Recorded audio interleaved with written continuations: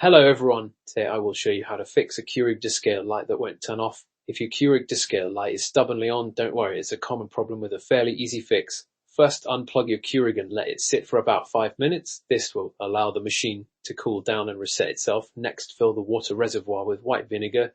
Don't dilute it, use straight vinegar for this.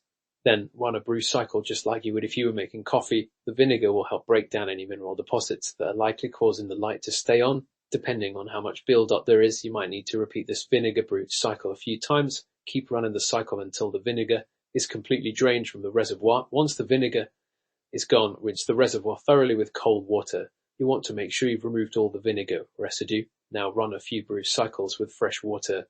This will help flush out any lingering vinegar taste and ensure your next cup of coffee tastes delicious. Ideally, these steps should solve the problem and your Descale light should turn off. However, if you've followed these steps and the light persists, there might be an issue with the machine's sensors. In this case, it's best to contact Keurig customer service. They can help troubleshoot the problem further and advise on the best course of action. Thank you for watching. Subscribe for more such tutorials.